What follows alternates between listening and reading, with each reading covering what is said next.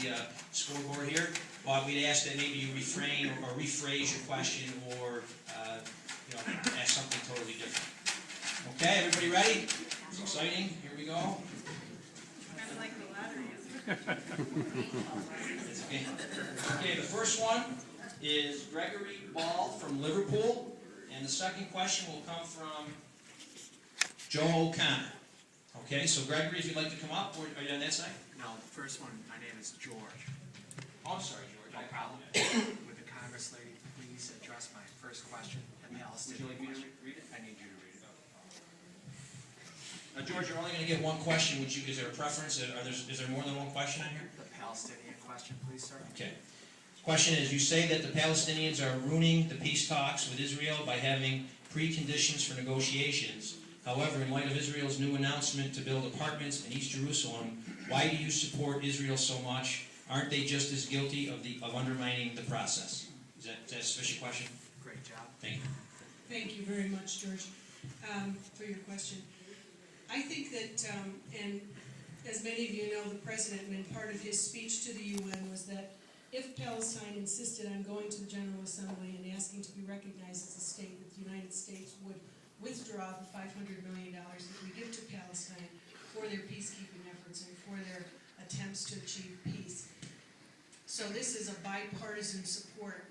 The feeling is that Palestine, first of all, when you go to the UN, you have to be recognized as a state, you have to acknowledge what your borders are going to be. Palestine is two pieces. It's the West Bank and it's Gaza. And they're governed by two governments. So it's a problem. I think that Palestine deserves to have a state. I think that they should be peaceful. I think that Israel deserves to have a state, a secure state. But until they sit down at a table together, they're not going to get that. And unfortunately, Palestine going to the UN doesn't further that effort at all. And that's part of the problem. I do think that Israel is the only reliable democracy in the Middle East, and that we need to be a good ally to them. That's just the reality of the situation, that they are good friends of ours, and we need them as much as they need us. And Palestine and Hamas have not been good friends to us. They want to see Israel taken off the face of the earth, for one thing, but they've not been good friends to us either. Thank you. So do you also go along with President or Secretary of State? Okay, the next on deck will be Andy Schuster of the town of Onondaga, but now we have Joe O'Connor. Joe, do you want to come up, or would you like me to read the question? Okay, Joe from the town of Onondaga. We all benefit from a controlled border. Why are people from outside of New York 25 allowed to participate? I assume in the town hall meeting tonight? I guess the answer would be because this is America. And it's good to have everybody here. It's nice to know that, I don't know if Tom's here tonight, I didn't see him. But Tom travels from Fulton every one of the town hall meetings, but I don't know if he's here tonight. I think it's important for people to have their voices be heard. It's when we do these town halls, and our goal is to have a town hall in every town.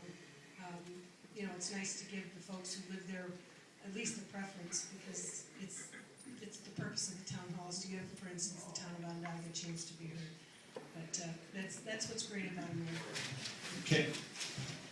On deck, this is shaking up pretty good. On deck will be Douglas Daniel, and we'll go back to Andy Schuster's question. Andy, do you want to come up, or do you want me to read it for you? Andy? No, Andy? Do we have to be present to win, Congressman? Let's see if it's an easy question. Oh, Andy is here? Oh, okay, Andy, come on up, Andy. Would you like to read it yourself? Actually, it's I was wondering what your positions are regarding how you value the middle class versus the wealthy, whether or not you think they're as important as the wealthy.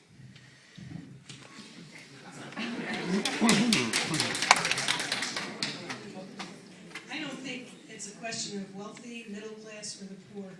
Everyone is important. Everyone deserves to have opportunities. Everyone deserves to have a chance at the American dream. Everyone deserves to have opportunity. And I'm not sure what you're referring to, but I don't think we should be looking at people by how much they earn. I think we should be looking at them by the fact that they're people and they're Americans.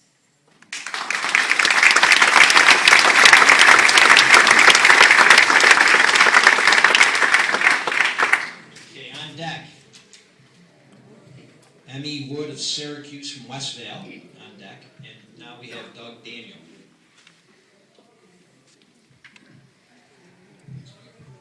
Congresswoman, are there any current proposed changes to the Social Security system?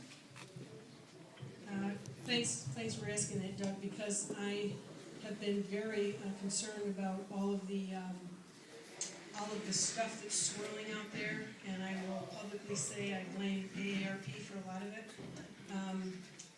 There are no changes, there are no proposed changes to Social Security. There's nothing that is out there, there was nothing in the Republican budget proposal. There is no suggestion that Social Security will change. I want to go on record here to say that Social Security is not a Ponzi scheme. I want to go on record to say that I don't have any interest in changing Social Security for people who are receiving Social Security or back to, and if the age is 55, as Ryan picked it for Medicare, so be it, but we would have to decide on that age, on whatever age it would be. But people within 10 years and on Social Security should remain intact. That is a contract we have with our seniors. Having said that, for those who are younger and who may not really retire for decades, I think we've got to be realistic and to put our head in the sand and to say everything's okay is not the way to go. It's not responsible. When Social Security was founded, there were 16 workers for every one recipient of Social Security. Now there's 3 workers for every recipient of Social Security. Soon there will be 2 workers for Social Security. So I don't think I have to say anything more than that. The system can't continue. And you know, these in the 20th century, our country and the vision for this country, and the vision should always be prosperity and compassion. Access to the American dream, and always a safety net for those who truly need help. So when they instituted Social Security, the intention was good. It was a well-intentioned program. But the problem is when it was put together, it was never planned.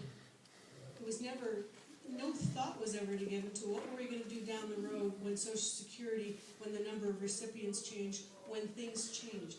How are we going to sustain that program?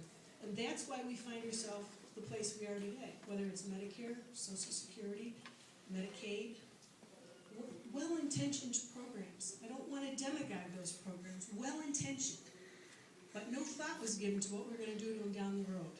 And that's where we are right now. What are we going to do to preserve those systems? Because, you know, and I say this, my mother's 90. She's on Social Security. I know what that check means to her. I know that my father, throughout his life while he was alive, took less than his Social Security check. So when he died, she got more. I understand the importance of Social Security. No one is saying that we're going to change or touch Social Security for the folks who are on it or going back to a much earlier age. But the reality of the situation is Social Security needs to be looked at for earlier generations. Thank you. Okay, next one that'll be on deck.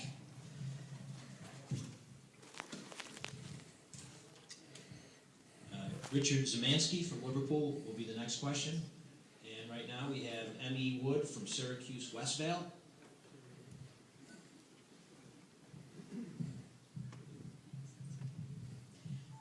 Ms. Buerkle, thank you so much for the email message that we get frequently updating us. You mentioned about the continuing resolution and, about the TRAIN Act, I'm sorry. And that's called the Transparency and Regulatory Analysis of Impacts on the Nation. As someone who was downwind of Solvay, and in a state that is downwind from the Midwest and their air pollutants, I'm very concerned that this bill looks at emasculating the EPA by putting a redundant committee on top of it to look at employment impact by polluters, rather than looking for ways to create industry to reduce the pollution get employment there and still reduce the pollution